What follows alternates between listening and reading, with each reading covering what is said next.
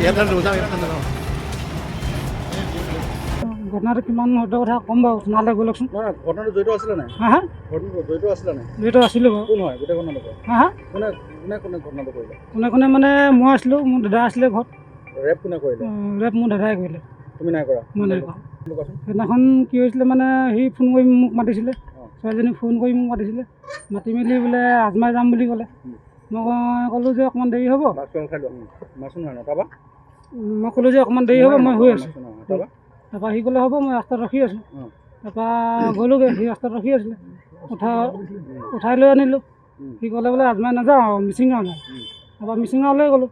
মিচিং গাঁৱৰ ফালৰ পৰা আহোঁতে সি ক'লে বোলে এপলৰ ফালে যাওঁ। তাৰপৰা মই ক'লোঁ তেতিয়াহ'লে মই ঘৰত সোমাই যাওঁ। সেই ঘৰত সোমালোঁ। ঘৰত সোমাওঁতে দাদা শুই আছিলে ভিতৰত। তাৰপৰা ঘৰ সোমাওঁতে বৌহঁতে দেখিলে। তাৰপৰা মই দেখিলোঁ বৌহঁতে দেখিলে। তাৰপৰা ছোৱালীজনীক ক'লোঁ যে বৌহঁতে দেখি আছে, অকণমান গধূলি হ'ব দে, মই তোক ঘৰত নি থ'ম বুলি ক'লোঁ। তাৰপৰা তাক ক'লোঁ যে দাদা দেখিলে তাক, সিও দাদাক দেখিলে, সি ক'লে চিনি পাওঁ বুলি ক'লে। তাৰপৰা ছোৱালীজনী ক'লে বোলে দাদা আছে যদি হ'ব মই থাকিম। তাৰপিছত মই ক'লোঁ যে তহঁতি ৰ, মই দোকানৰ পৰা আহিছোঁ। তাৰপৰা দোকানত গ'লোঁ, প্ৰায় 15-20 মিনিটৰ পিছত মই আকৌ দোকানৰ পৰা ঘূৰি আহিছোঁ, তেতিয়া ছোৱালীজনী নাই ঘৰত। তাৰপৰা দাদাক সুধিলোঁ, দাদাই ক'লে বোলে ছোৱালীজনী গ'ল নহয়। তাৰপৰা মই গোটেই ভিতৰত চালোঁগৈ, ছোৱালীজনী নাই। তাৰপৰা আকৌ মই বাইকখন ষ্টাৰ্ট দি আকৌ ছোৱালীজনীক বিচাৰি গ'লোঁ। বিচাৰি গৈ মানে ছোৱালীজনী খোজকাঢ়ি গৈ আছিলোঁ। গৈ থকাৰ পিছত মই সেই বেলতল বুলি কয়, সেই বেলতলত তাক পালোঁ ছোৱালীজনীক। তাৰপৰা ছোৱালীজনীক সুধিলোঁ, ছোৱালীজনী কৈছে বোলে তোৰ দাদাই এনেকৈ তেনেকৈ কৰিলে, মই বোলে ঘৰলৈ গৈ আছোঁ। মই ক'লোঁ যে মই নিছিলোঁ, এতিয়া বাইকখনত উঠি মই তোৰ ঘৰত থৈ আহিলোঁ। কেৱল সভ্য সমাজেই নহয়, সমগ্ৰ মানৱ সমাজক লজ্জানত কৰা ঘটনা, যি ঘটনা সংঘটিত কৰিলে মই এজন চৰকাৰী গাঁও প্ৰধান, মোৰ এলেকাৰ ভিক্টিম যিগৰাকী ধৰ্ষিতা কিশোৰী, তেওঁ মোৰ এলেকাৰ, আৰু যি দুজন যুৱকে ধৰ্ষণ কৰিছে, যি দুজন যুৱক অতি ক'বলৈ বেয়া লাগে যে তেওঁলোক নিজৰে ভাতৃ হয়, তেওঁলোকে যি জঘন্য ঘটনাটো সংঘটিত কৰিছে, অতি পৰিতাপৰ বিষয় আৰু অতি জঘন্য বিষয় যে এনেধৰণৰ ঘটনা কোনো বিবেকবান মানুহে সহ্য কৰিব নোৱাৰে।